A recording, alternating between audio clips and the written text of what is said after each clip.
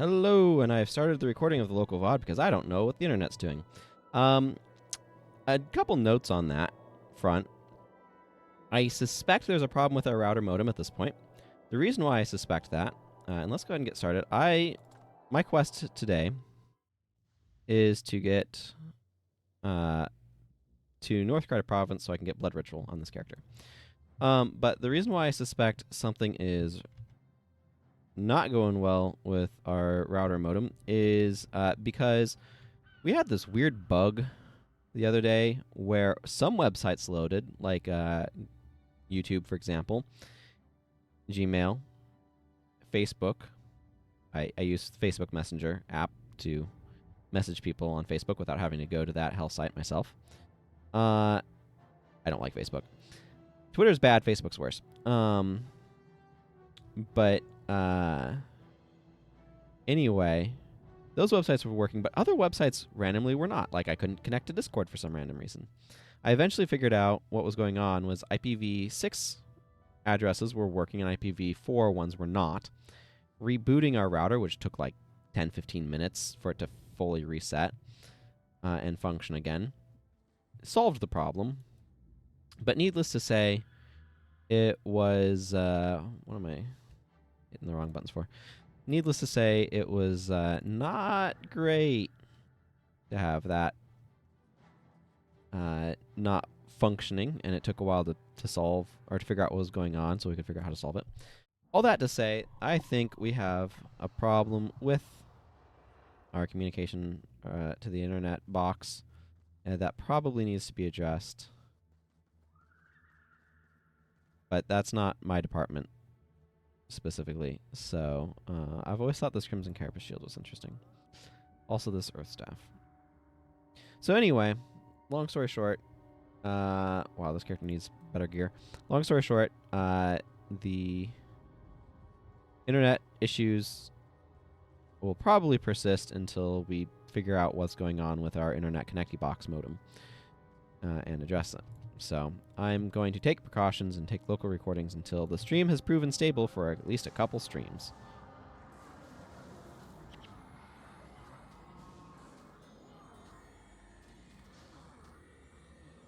Also, I should open up my pet panel.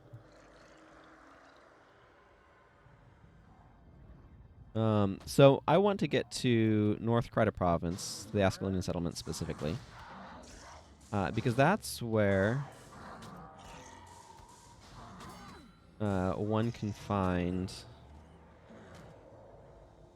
and this is very important, that's where one can find the Blood Ritual field quests. And I really want to unlock Blood Ritual on this account because energy management skills are very useful. There we go. Get my pet to actually do some damage. Are these minions level 7? I mean, that's not bad. They outlevel these Grawl. They look so small. I'm used to like level 20, 21 minions. I've been playing an MM during my Sunday play group.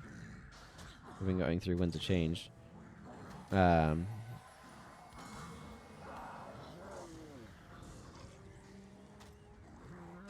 should maybe focus on these Eulidites. I don't know why I'm fighting this Grawl.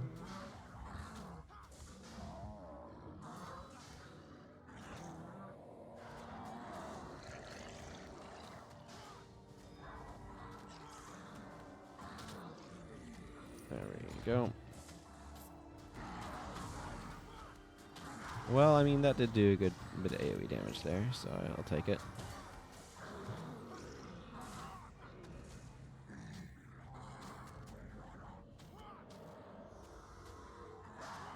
I really like Necromancer. Oh my goodness, this is ridiculous. I do wish it had better skills. A lot of Necromancer skills are... It suffers from a similar problem to Mesmer in that it tends to be more focused on elements that are better in PvP than in PvE. except it never received a buff to make it overpowered like Mesmer did. Because, like, it had stuff where it was actually good enough in PvP for quite some time. Being, like, key for Discord stuff. But most of what Necromancer is good for in PvE these days is Soul Reaping.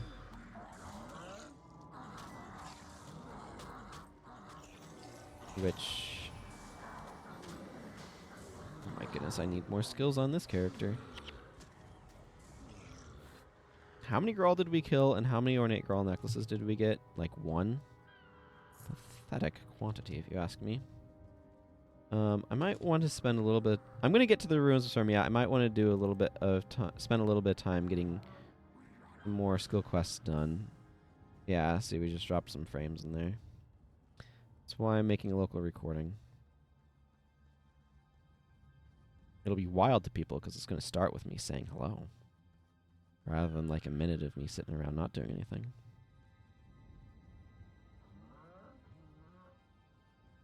I'm just going to ignore these guys. I spent enough time killing Grawl.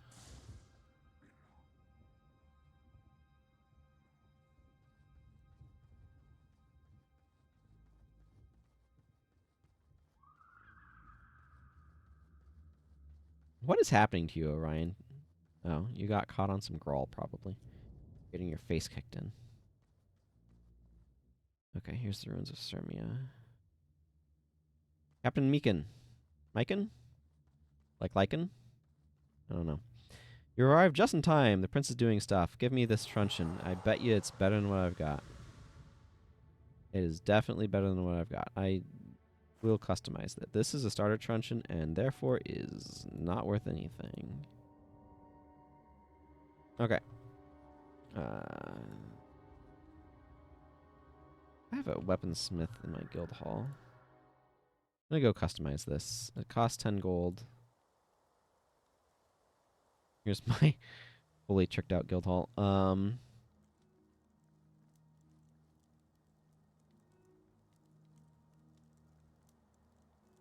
don't have 10 gold.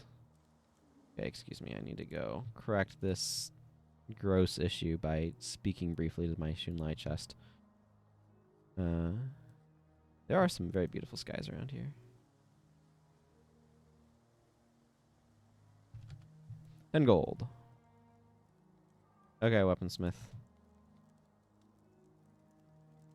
Customized. Oh, I think I was a gold short. I'm not going to buy any skills here because I don't know what stuff I'm going to be given for free. These are all core skills anyway. I mean, I could look up which stuff I'd get for free, but it doesn't matter that much. Okay. Back into the Ruins of Sirmia.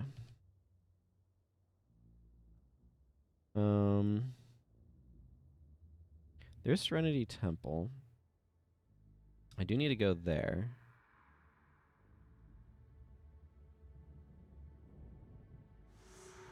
That's very easy to do. Probably be worth.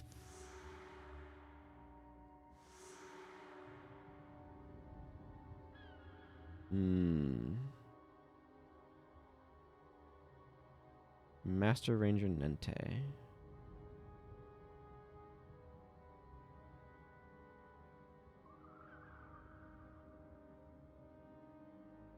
I should hit that up for sure.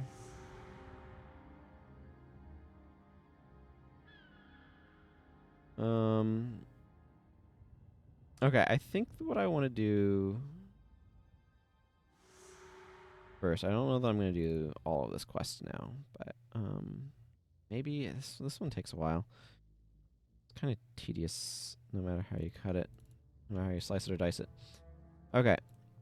At some point I'm going to want to spend time on my Ellie on this account as well, because I really want to unlock more elementalist skills on her, but glad to have an updated weapon. Bit of a defensive one, which is kind of nice. Okay, let's go do some Frontier Gate fugitives.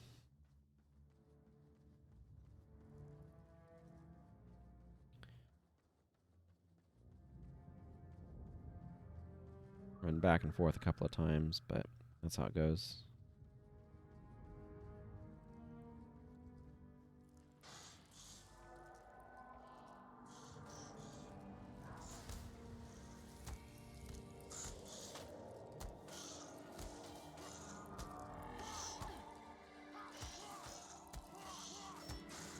Right. That panel.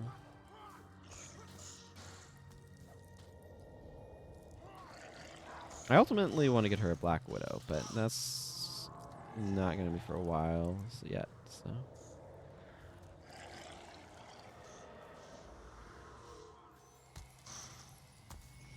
I really don't have enough. Yeah, I'm using literally all of my death magic skills.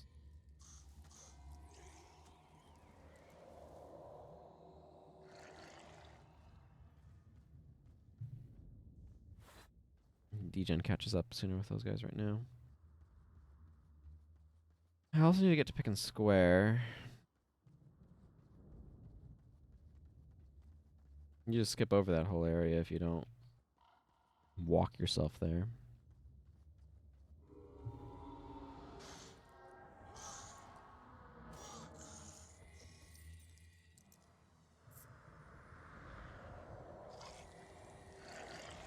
We'll see if that minion even was worth it.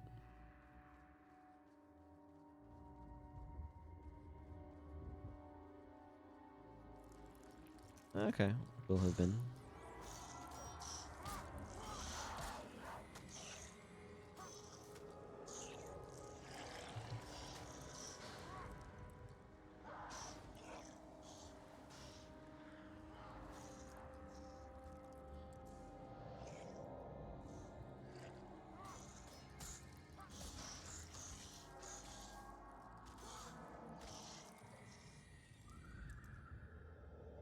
There's a lot of pop-up groups of Devourers along here, which is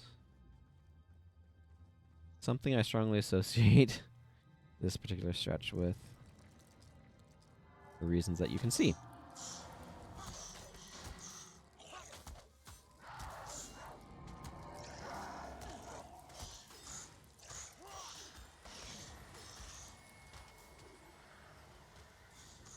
I assume.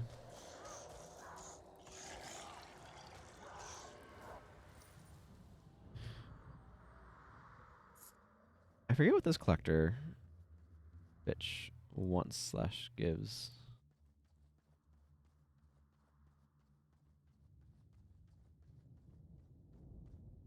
Steady carapaces. Ah, here's the runic shield. This isn't bad as far as shields go. Not like spectacular either. Some enchanted artifacts. I mean, it's +5 energy. It requires some tactics to get. It's not like better than a focus that you could make or whatever, but it's neat. I like it. Okay.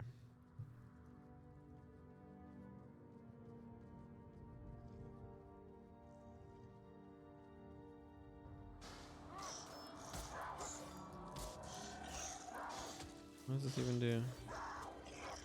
Causes some bleeding, maybe?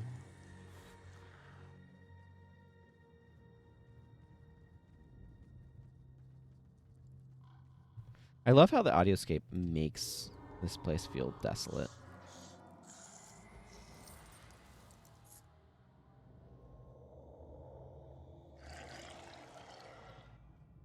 I'm gonna have to do a Vanquish of Ascalon again at some point. It's been a very long time since I've done so.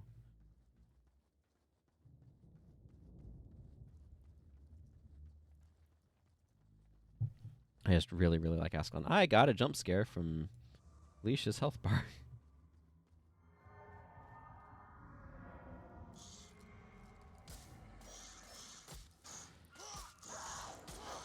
I like these boots. They're flat heeled. I do not like the look of stiletto heels, and am annoyed that they are like the default style for women.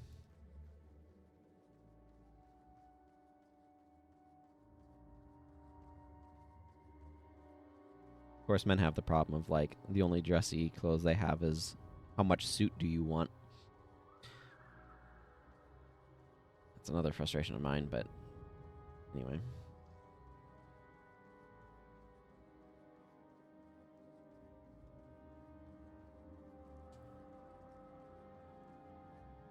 There's Nash underfoot hanging out up there.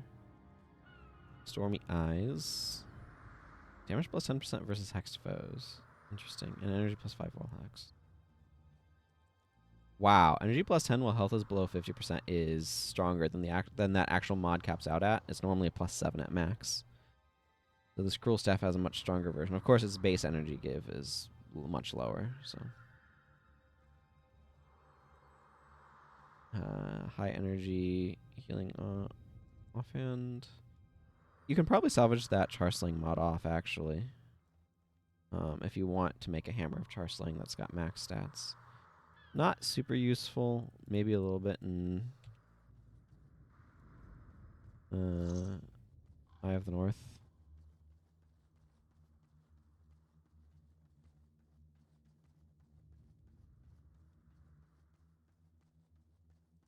Or, you know, if you're going for high damage, like, how high of a damage can you hit against a low-level char? Then maybe it's useful too. I don't know. A little ravine here. Don't know who's keeping all of these torches lit. That's something about torches in video games. Or, like, light sources. Like, okay, you're going into an abandoned temple. There is a lit sconce. It's like, who lit that sconce? Like, who's keeping it fueled? It's not like the ancients just lit a sconce, walked away, and it remained lit for 1,000 years without any maintenance. Like, that's preposterous, right?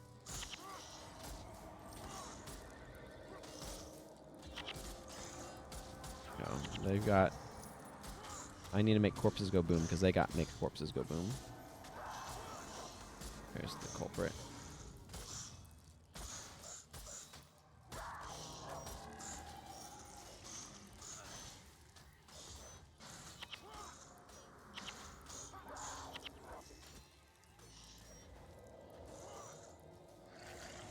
There we go.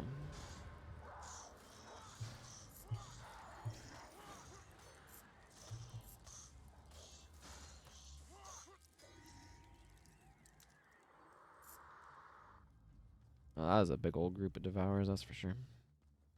Okay, let's go get this guy back up to the gate.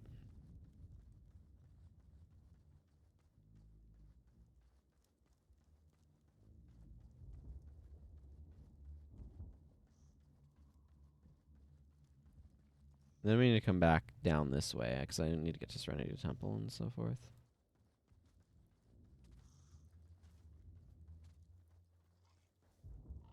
What Master sent me? I don't know what's going on. This is all very confusing. Everything will be alright. Okay, I'll agree to come with you.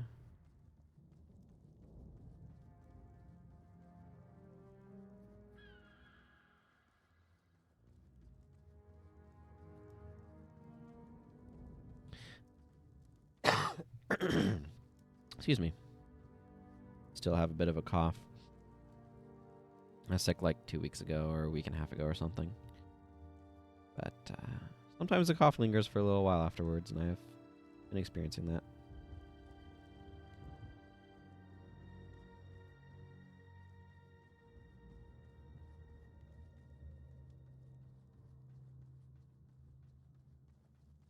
Let's go the correct direction. I like that they have diegetic signs. Like little signs in universe. They're like, Serenity Temple is this way. Things like that. It would be kind of nice if there were a few more of them. I don't know. It's something I've been thinking about a lot of, like, games that don't need GPS systems. Right? Like, I was going to say don't need maps. There's an element of that as well. Like, I like that Dark Souls 1 to me has, like, some of the best world design in any video game I've played. And I'm being very deliberate with that term. I don't necessarily mean level design, although I think its level design is really good too. But I mean specifically the way that different parts of the world are connected. Like, there's a lot of distinctness as well going on, but different parts of the world connect to each other really well, but also each region is kind of distinct enough that you can learn it and the relationships between regions. And this is something that I really appreciate about it.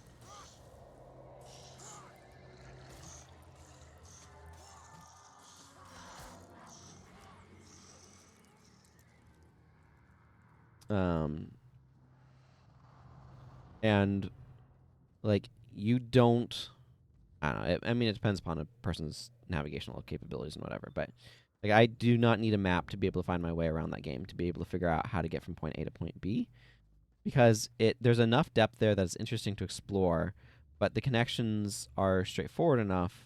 Like they happen at discrete points, so you can remember how to get through places. So like, I find it a memorizable map, a memorizable layout. As you kind of are able to learn each piece, because it's not huge.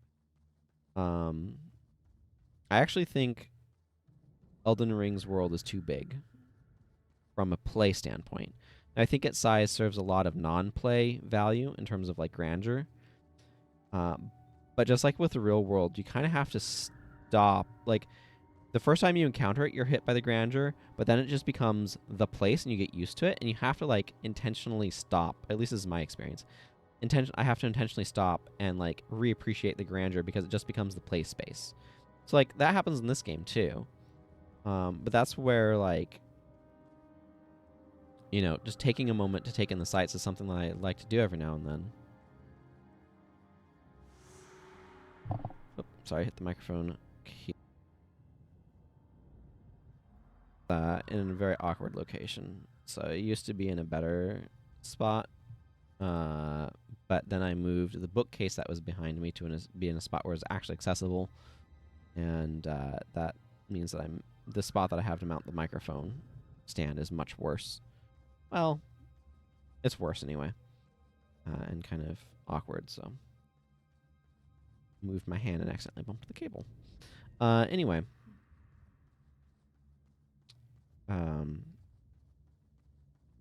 The idea of games where they don't need a map or they don't need to give you the GPS to figure out exactly where you are is something that really appeals to me. And like, don't get me wrong, the GPS is super convenient. You know, it tells me exactly where I am, which is useful. But it breaks immersion because it means instead of looking at this, right? This is the game world. And instead of looking at this, right, to see where I'm going, to figure out what I'm doing, I am looking at this, right? And it's like, this is not visually interesting. I mean, it's not visually interesting, don't get me wrong. I think they have a decent looking map. But like, it lacks the presence of actually like looking at the game. And so I'm looking at this tiny box to navigate because it's easier, because it's very convenient. It shows me exactly where I've been, and you know, it gives me these nice lovely red dots and all of that. But like, it is a lesser experience relative to I'm gonna go this way.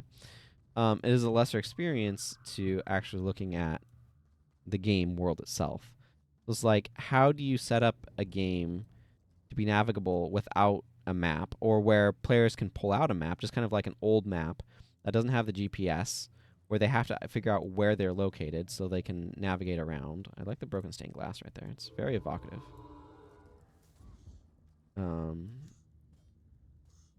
And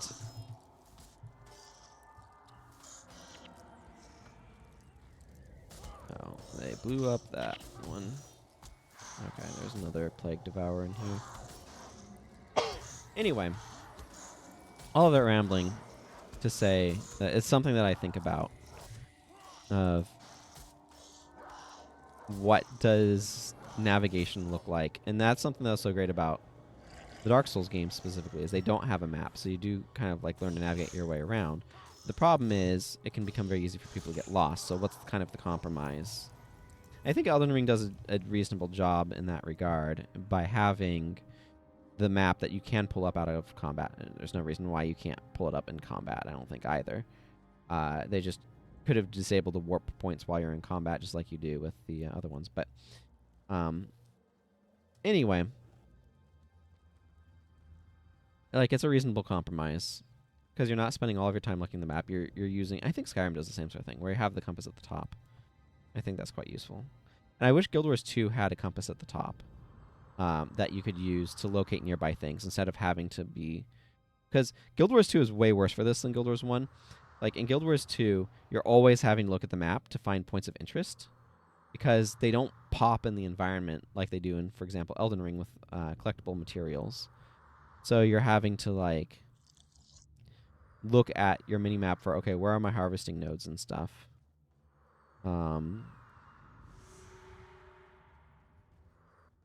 And other things that you're trying to interact with. So like Elden Ring does a better job in that regard, but I think if Guild Wars 2 had an option at the top of the HUD to have one of those compasses where it's like, okay, you can use this to identify which way's north. You can use this to figure out what direction a crafting node is in. You know, that sort of stuff. Or a material node or whatever it is that you might be looking for. Like, that would be really helpful. I will take a little bit of damage here to make a minion. And I think it would allow you to be able to immerse yourself in the game more. Because you'd be able to do it without having... Like, you'd be able to figure out where things are without having to stare at your mini-map.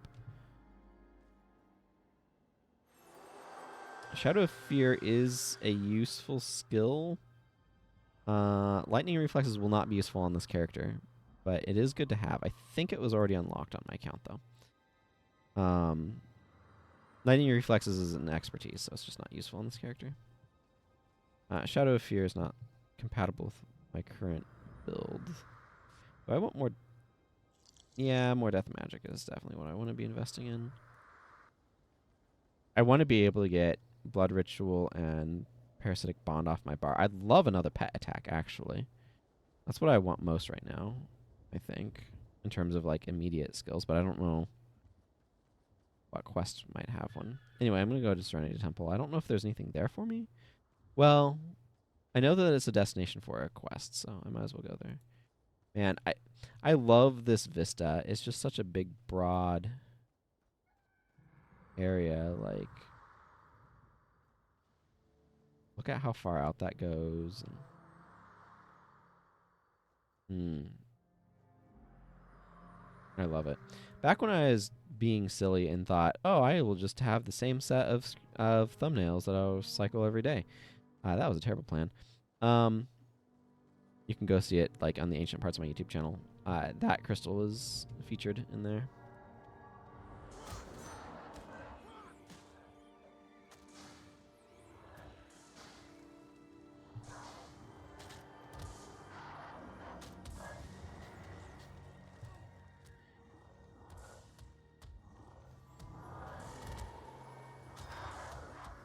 Okay, I should step back. If I'm getting hit by crude swings, that's not great for our healer.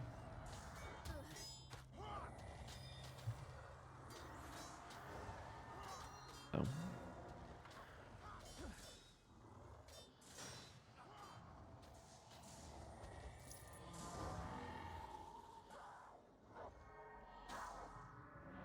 Is there an eruption everywhere? I will say there are some, like Firestorm has an incredibly good skill effect. A lot of AoE skills have very bad ones. Maelstrom is tiny. Holy Wrath and Kieran's Wrath. Is it Holy Wrath? Symbol of Judgment, I think. And Kieran's Wrath don't have anything. Even though Symbol of Wrath has an incredibly, like, awesome icon. Yeah. That eruption was very minor. Like, there's some really good skill effects in this game, but there's some that are just, like, not doing anything. Interesting. Wanding Cane there.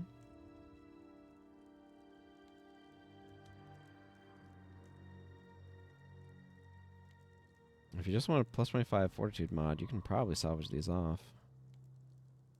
Not a bad bow. Not really a bow character. I know there's an Ellie, or Ellie and Mesmer skill trainers here. I just don't know. There's, yeah, Uridine right there, and Kendrick Redstaff. Priestess Roshana does monk stuff. But I don't think there's a Necro trainer here. Have I been around Sarlacc Sanitarium? I think probably. I've probably done the stuff with like Oberon the Reviled and Verata and whatnot.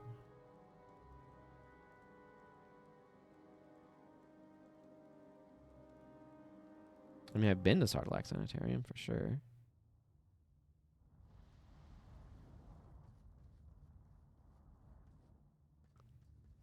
Yeah, Kasha and Necromancer Mune don't have anything for me.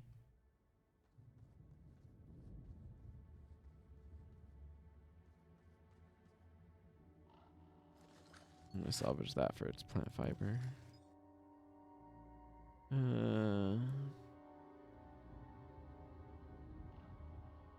Most of this stuff is not worth bothering with. That could have been like, highly salvageable. Or Master Theron. This place was once an abbey, but it's just a pile of broken bricks now. Horse over there has been here ever since the Char attacked. We've taken him home to Ascalon City a number of times and hope that familiar sights might do him some good. But he always finds his way back here, because this is home for him now.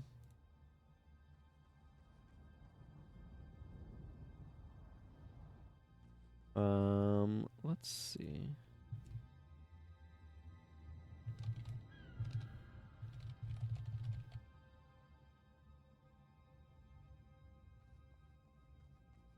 Let's see.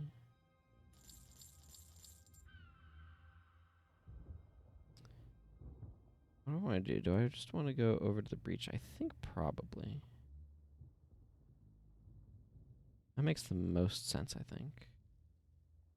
Also poking around here to see if there's any more quests lingering.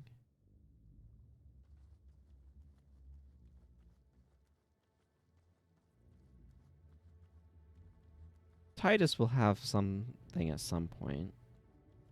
Because there's the quest with the Sextant. The Eldritch Sextant. Titus is a really important NPC because he gives us an insight into the King's army. So this is something I've talked about before, but it's really important to be aware of. And the game has it, but it's like background noise. If noise isn't the right word, but it's something that kind of hides in the background. At the end of pre-searing, we're recruited into Prince Rurik's vanguard. Duke Baradin is also part of that vanguard. They make the breach. That's not something the Char made. That's something that Duke Baradin did. He breached the line. So there's tension between the King's army, who War Master Titus works for, and Prince Rurik's vanguard. And so there's a lot of dialogue actually in the Ascalonian quests that if you're paying attention, like call attention to this fact. But it's very easy to just kind of gloss over. And there's a lot of tension there. And the Prince's vanguard has a much more aggressive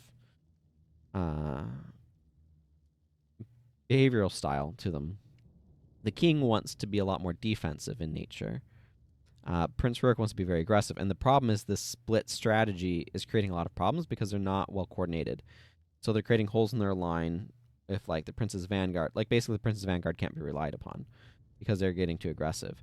And I think Althea... Everything that happens with Althea, there's a lot of significance to that. But... Troublesome Artifact. Yes, these Eldritch Sextants. And then Recruits for Hollis. I might as well grab that as well. So, like, if you actually want to see me figuring this out in real time, you can go watch the slow playthrough series. It's very in-depth examination of everything. I've always loved this little space with the murals of the gods around here. I've always liked these particular murals as well. Don't know who actually would have originated, like where these would have originated from. Because these are not the statues. I don't know.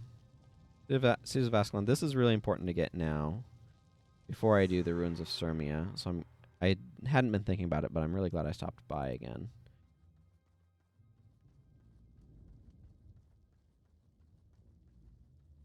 Sure Descendant. Still hanging out over there. Reliable standby. Don't know who it is, but...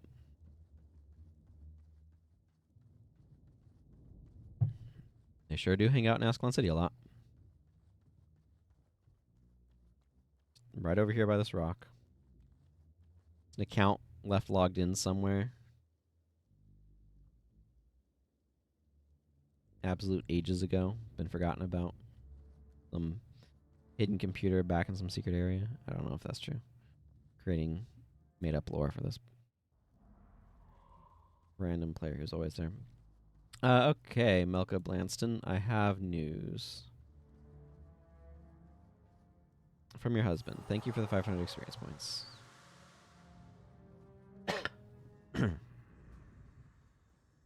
Okay, let's go, army recruits.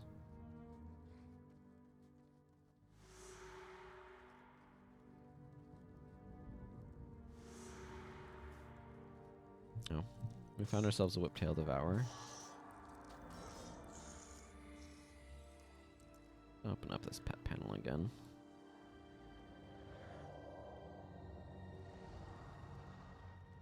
Ambassador Zane. I don't suppose you have... no. Okay, I want to get to Pick and Square, because I know there are more ranger quests over there, so I want to do that.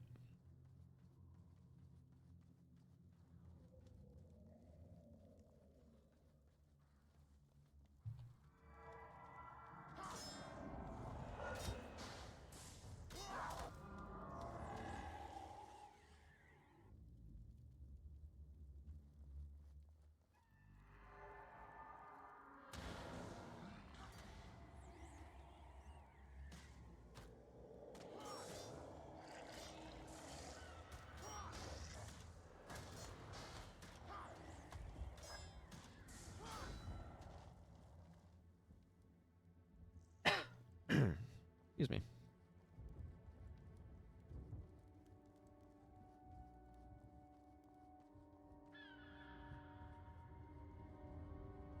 Gate called Sebastian.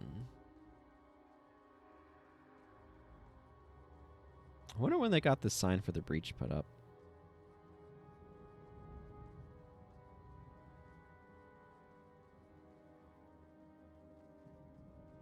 I'm definitely over-leveled for this area at this point, but that's fine.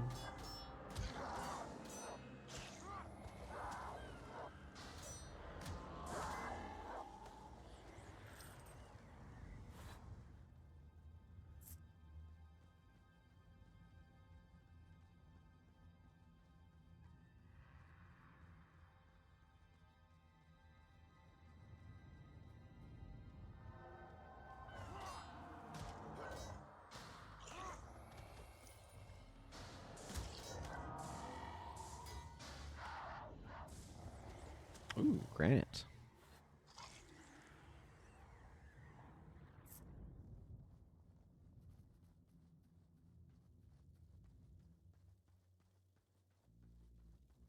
Cobble pound stone. There's Master Ranger Nente. Remember I had a whole thing about him. Back in something I was doing. Healing Signet.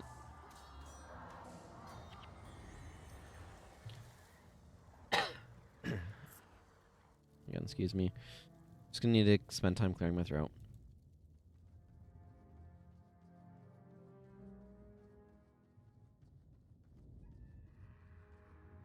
Hey, Master Ranger. I think I'll probably be back to him later. I don't know. Does he have more quests? I expect him to? Maybe I've already done those. I don't know. He has one where he wants to see a Melandru Stalker, which is why it's really... Like, you can go charm one, but... It's best to just have a Melandru Stalker from free. And if you want a different pet, get it after doing that quest, because you have to go charm a Melandru. It's a whole obnoxious thing. That's what I'm saying. I'm probably just going to keep this pet till level 20. Anyway. Because then I'd turn it in at the menagerie.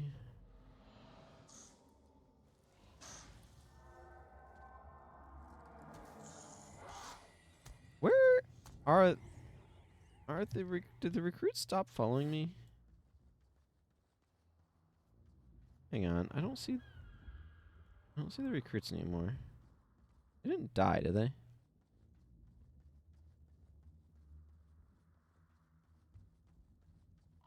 Oh, that's Master Ranger Nente and Penelope Hood. Feeling very confused at the moment.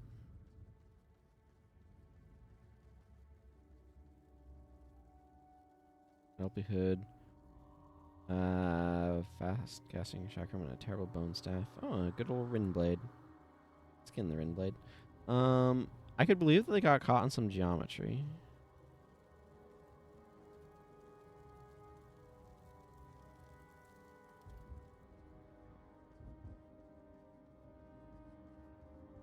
That's definitely a thing that happens.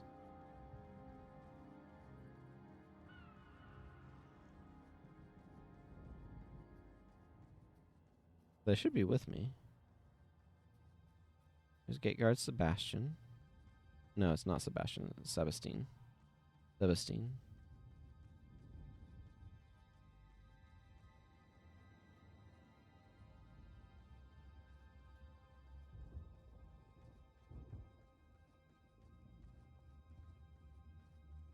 I mean, if they're dead, I might not find them. This is the upended actor stage, and then the Statue of Lyssa that was behind it.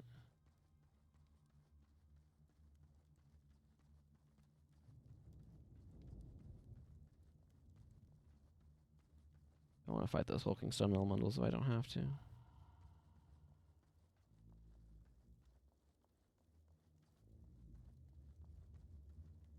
Like, I know I dipped briefly over towards Zane, so I could check to see if he had anything.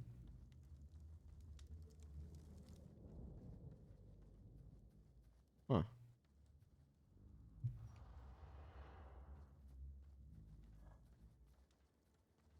Now I'm very confused. I mean, I'm not desperate to, like, do the quest or anything. I can do it some other time, but... I just don't know what happened to the recruits. It's very likely... Or it's very possible that they got killed by some random encounter, but... If so, I didn't notice it happen. And I don't see them amongst my party at this point. Oh well. I'm going to make my way back over to the gate. I need to go do the char staging area regardless.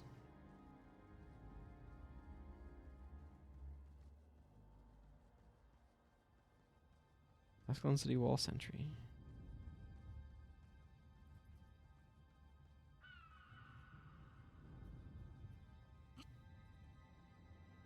Things have been quiet lately. Too quiet, if you ask me.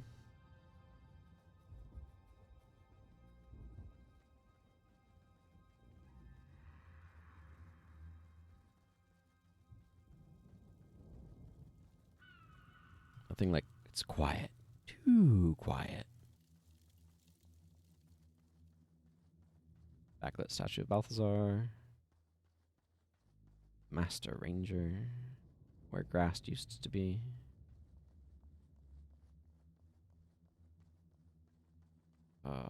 I love pre-searing. I want to dip into the Ellie on this account's still in pre. I kind of want to dip into her just to spend a little bit of time in pre-searing, but priorities. Collecting some skills on this character. And making my way deeper in.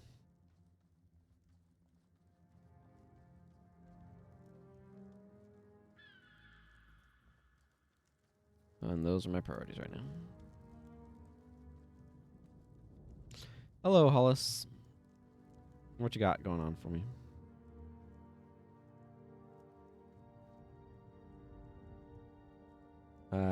Supplies for the Duke.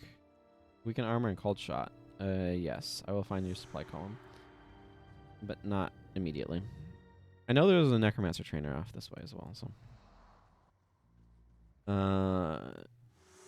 As well as a, Ivor True Shot hangs out in this area.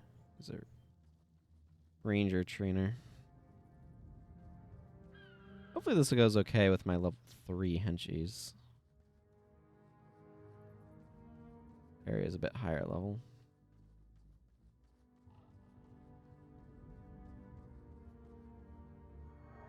I've got my pet to help. Right.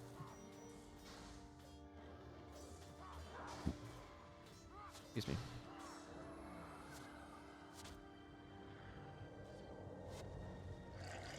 Minions are, what, level 8 now? Yeah, so they're also badly out-leveling the... I mean, they're out-leveling Char. I feel like levels in video games are often not used super well. Like, what I mean is they seem to be purely mechanical rather than there being storytelling consideration applied to them.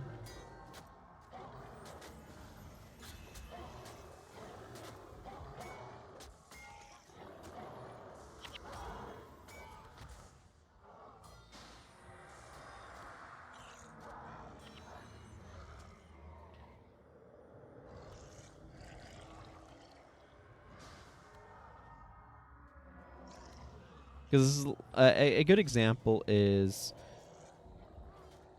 when you go from one area to another, and it's like the environment communicates, you know, something about these people, but the monsters are much higher levels. So it's like that should have significance that's not really getting explored, sort of thing.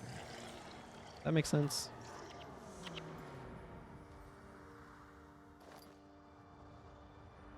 Where it's like the enemies being higher level in areas should be meaningful. And it's just like, no, you're further along in the story, so everything's kind of like leveled up. Higher level. Like, okay, what is this saying about your player level, right? Your player level is functionally meaningless. It's just a pure mechanical thing. It doesn't have any narrative meaning. And that's something that kind of annoys me in a lot of RPGs, where it's like, oh, your level doesn't actually mean anything. I think Pokemon kind of gets that sense a little bit, but even there, it's kind of a mechanical thing. In my opinion, the most engaging Pokemon battles are when levels are normalized anyway. Level 50 all for PvP, for example.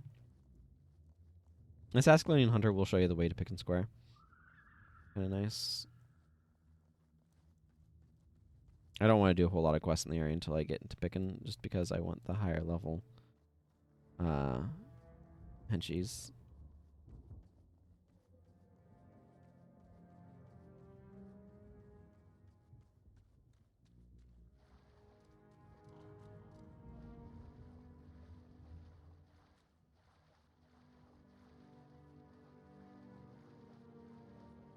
Alrighty then.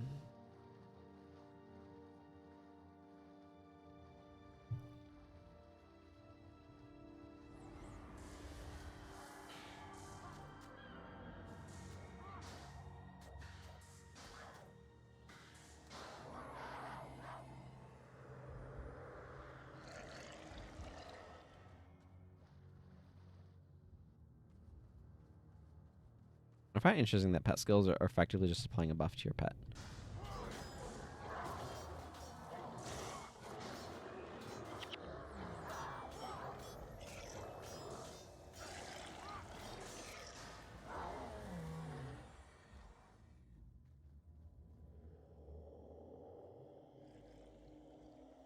And that kind of modifies their next attack that lands. You can see it over here.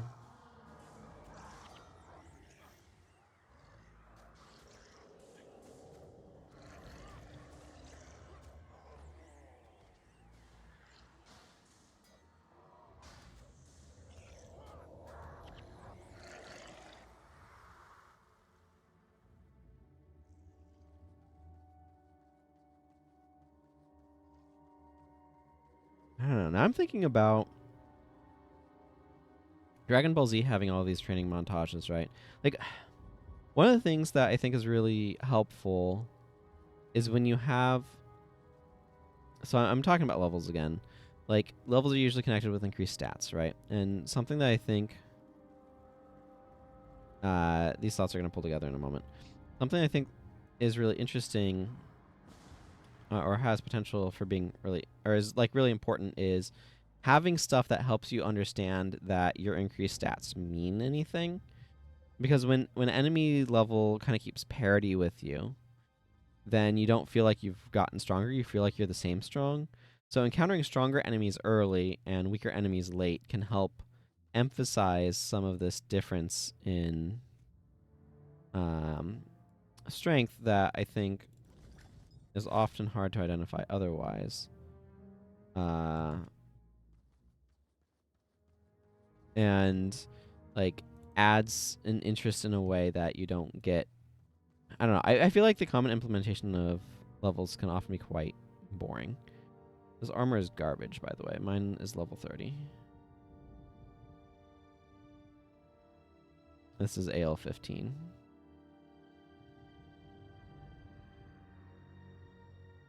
I wanted a new Euro collector. This is not. This is actually pretty good. I'm gonna get that. Grim Sesta.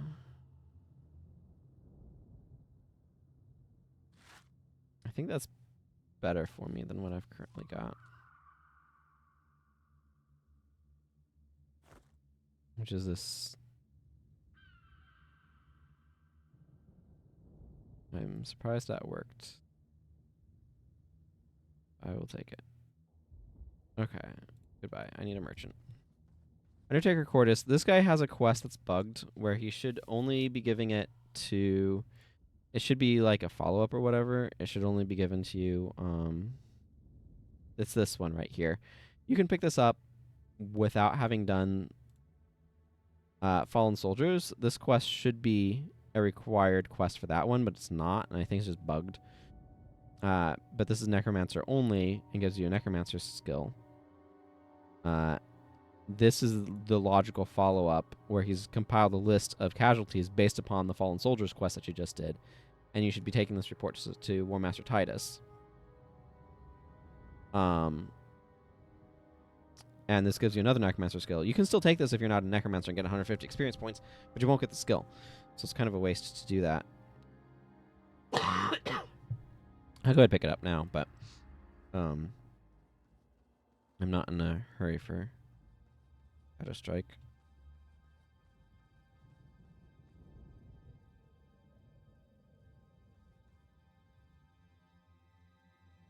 I don't care about those right now. Sure.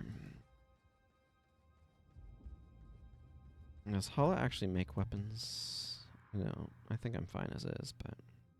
Oh, interesting. This is energy plus 3 armor 5. It's not bad. These are all... The attribute doesn't matter, so you can do whatever you want with them.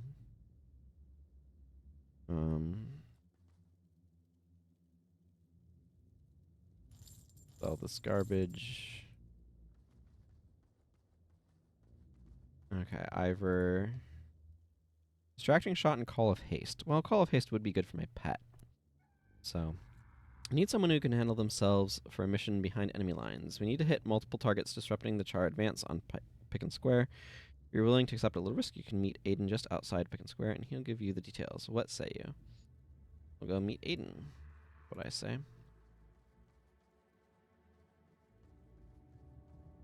Yeah, because this is not doing much for me. I mean, that one's doing less, but... I carry nothing that I cannot live without. Leave behind nothing that can be tracked. Take nothing. Carry nothing that I cannot live without. So I only carry the things that I have to have. Take nothing that I do not need, and make no promises I cannot keep. If you have seen me, it is because I want you to. If not, then I have already seen you. If not, then I have already seen you. So I ever sent you to help man Lumishna. I was afraid he'd send some green recruit, but I can see my concern was unfounded. We're going to hit the Char hard at several key points deep behind their lines, then win our way back to Picken. Then easy enough. Our first target is a column of Char reinforcements that my scouts have spotted coming from the west. Lead the way while you keep an eye on our backs. Let's move out. And then he just says, let's move out again. Because why not?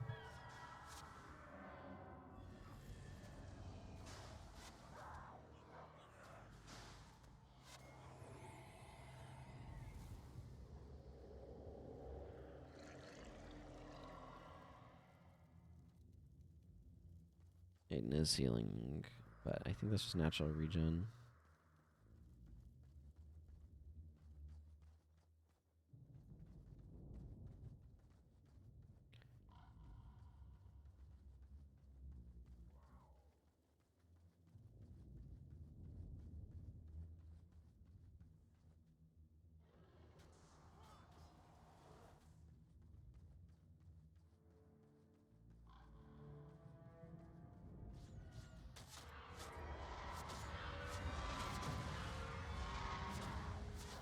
Make sure Aiden stays alive. These guys thankfully don't actually do that much damage. They just make a lot of exploding noises. Ignite arrows is kind of a... It's a skill that I wish did more, shall we say. Charged missiles were... They were rangers, but yeah. I wish you travel near Pi Char Supply Depot. Help yourselves to the weapons Char have so thoughtfully stored there. I'll lead the way again. And you follow. I think I have a minion fighting over there. Good luck to it.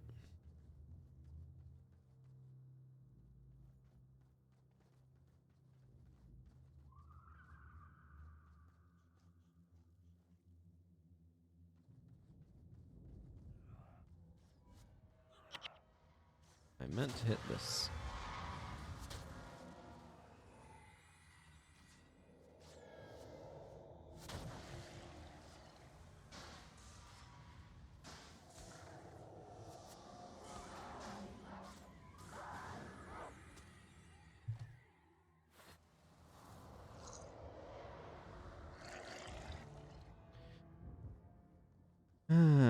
Here's the depot.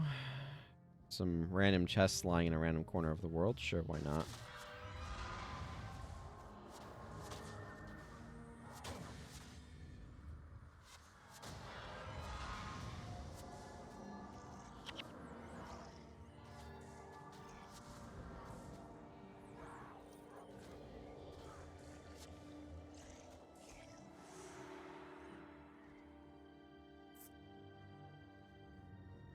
These are unlikely to drop anything.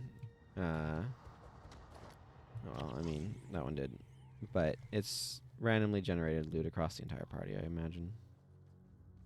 I send these weapons here for us. The Vanguard will be well armed. Let's talk about our final objective.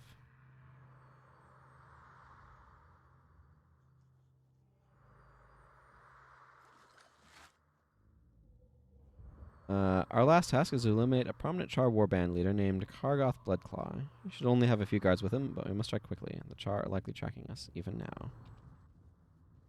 And while I was reading that, he ran off. I think he's Prince Rurik or something. He'll wait for us, though, designated 8 points.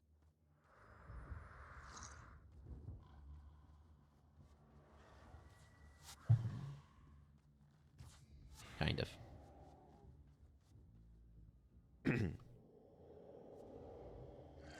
I mean, he's only level 10. I'm about the same level. But it's like, levels don't necessarily indicate expertise, right? And other things. It's just... I wish that they were given more actual meaning and not just used as a raw mechanical thing.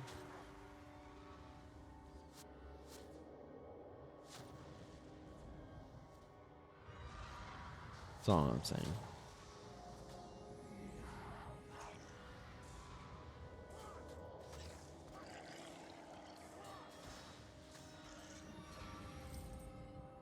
Saying him will throw the Char forces into disarray quickly, and before they are upon us, let us return to Picken Square. Okay, Aiden. Have to walk over to him to trigger his movement, but you know, that's how it goes.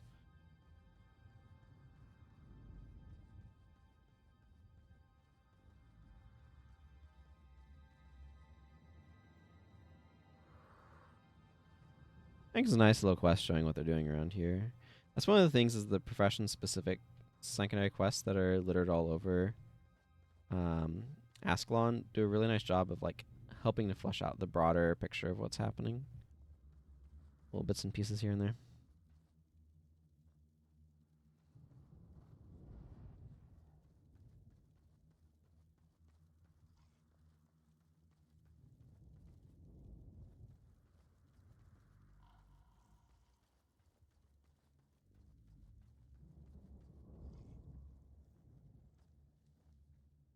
I guess I could just warp back to Pickin and get my quest reward, but anyway.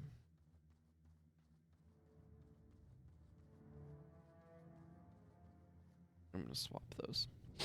I'd rather use the blood magic skill than the curses skill.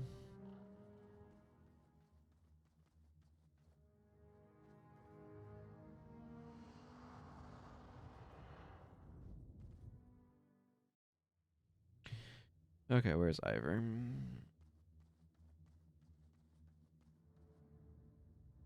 Well done. That should slow down the char and buy us some time to bring in reinforcements of our own. You're really making a name for yourself among the vanguards of Filia Noel. Distracting Shot is potentially useful even on a secondary because the primary effect of interrupting still works. The only bonus is how much damage it does. But it's not something I'm immediately wanting. Call of Haste, on the other hand, seems useful, so I'm going to equip that.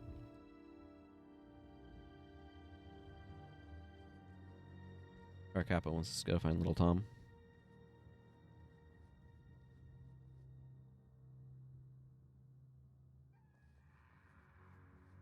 Okay.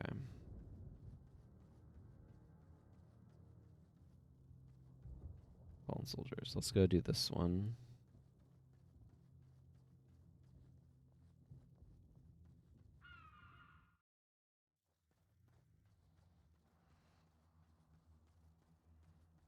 Over this way. A little bit of green burned out grass. Ascalon still has a beauty as a wasteland, I find.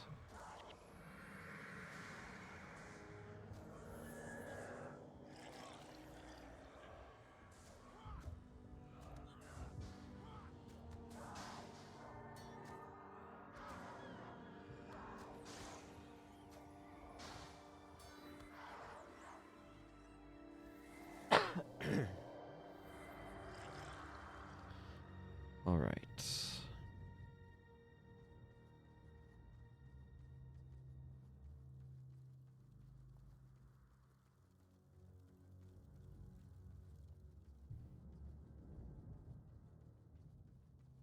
I should be able to find the supply column out here somewhere, too.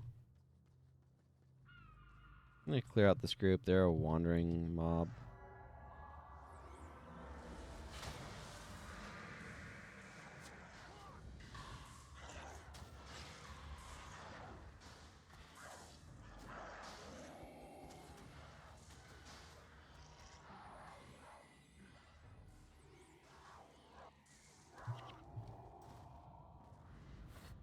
I like how Ritlock makes mention of that. The char hides and making char hide armor and stuff.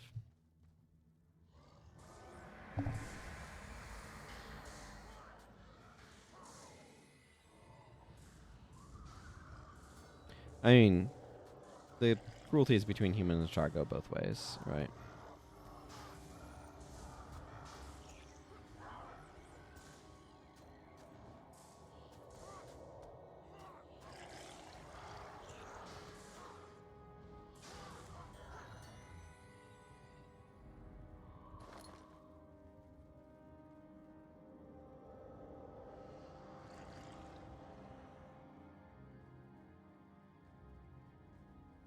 Counting the Fallen should just be collecting a bunch of badge items from over here.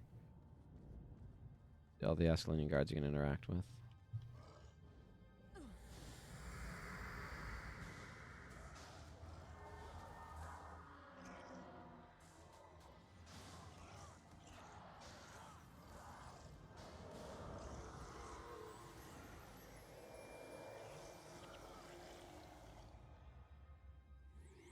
Kind of a bigger group around here, though, so it can be a little dangerous.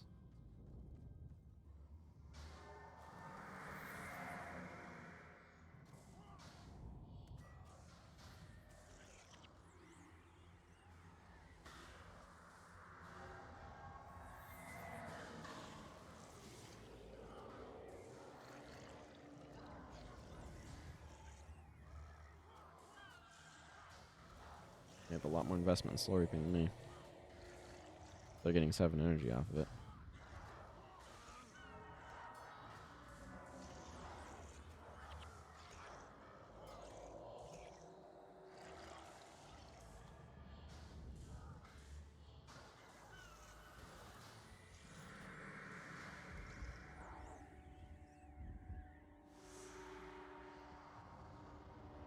I'm basically coming out here and getting dog tags. I think I need like 10.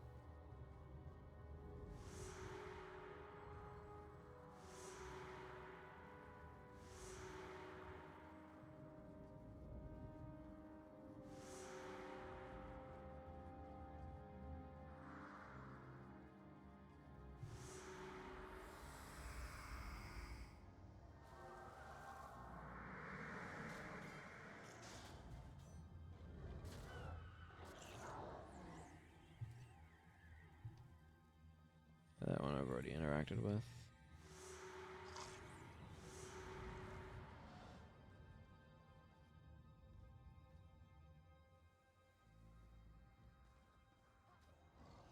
Do I have enough? Select one more. There we go. That was the one I was missing.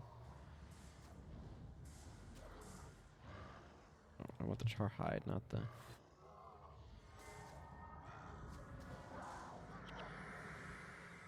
Well, there's the supply bearers over there. I'm gonna go around this way to get to him, though. I want to be able to clear out any issues.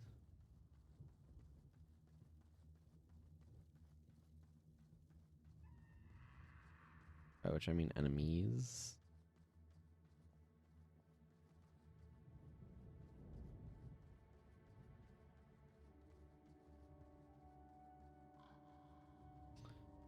Just a little purple area over there. I don't want to investigate. I don't think there's anything to see, though. I think it's just a weird bit of purple.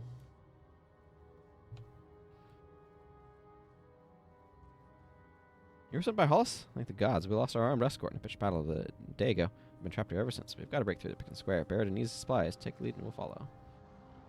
Yes, sirs. You shall.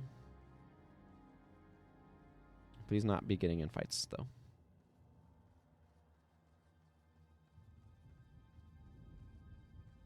Oh, a nice leisurely stroll back to Picken.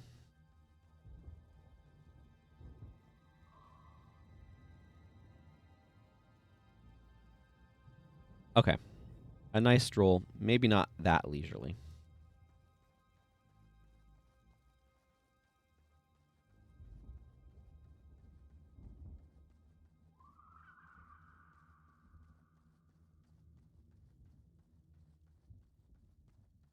Maybe a little too leisurely. Don't need them dropping too far behind. Getting lost or whatever.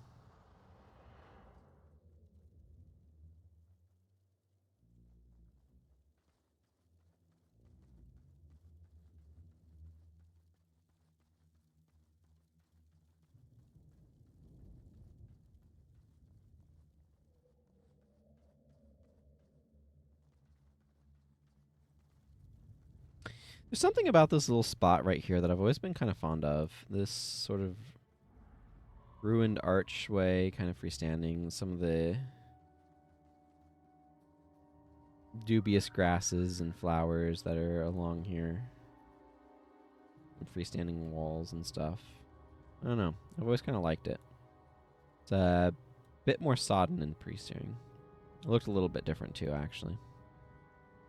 They changed how that looks a little bit. We've made it at last. We can take it from here. My friend, speak with Quartermaster Ada in Picken Square. I'm sure he'll personally want to thank you for your help. Yes, I am going to, in fact, do that now.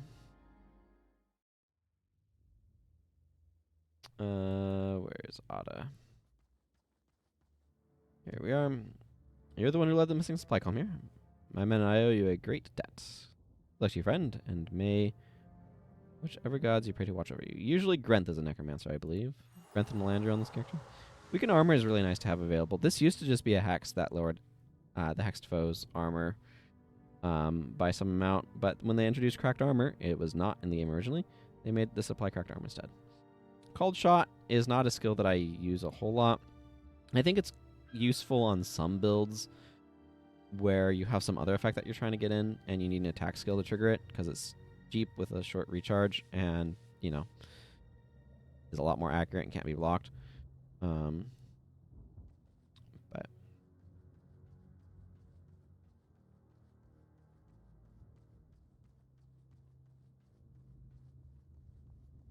hey, Quartus. Many thanks for your help. With the information you have brought, coupled with my own efforts, I can compile a casualty report for Master Titus.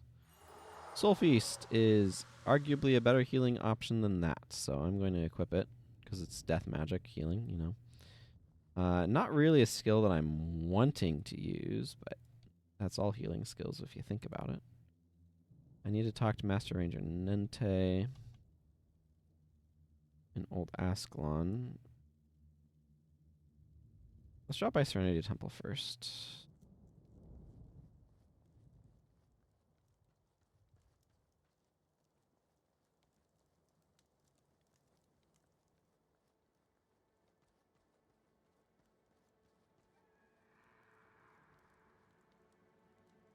The troublesome artifacts. Okay.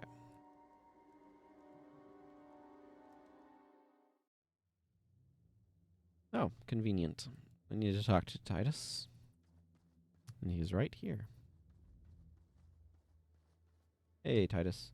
I'm glad to see you finally managed to deliver this excellent. I had some doubts about your understanding of the seriousness of the matter, but it seems they are ungrounded.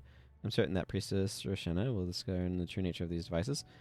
King Adelburn has too much respect for the old laws to harm Ambassador Zane without cause, but should the artifacts prove less than innocuous, it will surely make the Krytans regret this attempted treachery.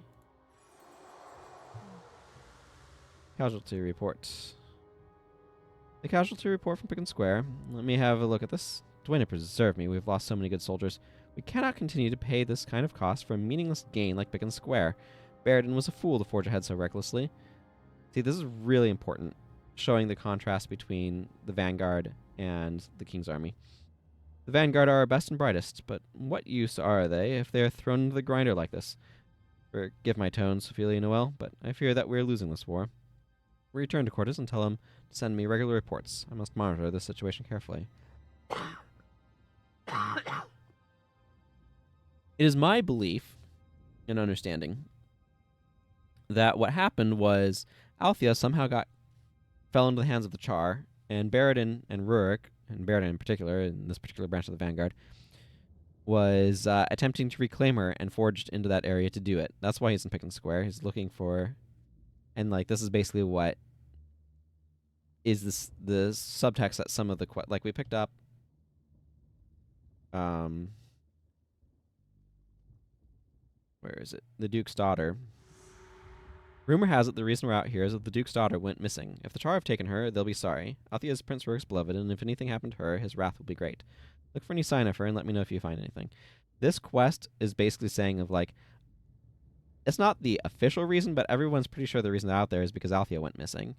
And so it's like, there's a lot that falls apart because of, you know, not directly as, like, Althea's fault, but whatever happened with Althea, her getting captured by the Char and being burnt alive as a sacrifice to their gods, has had huge knock-on consequences for both Prince Rurik's mental state and Duke Baradin and the cause of the breach and the falling apart of the Ascalonian line.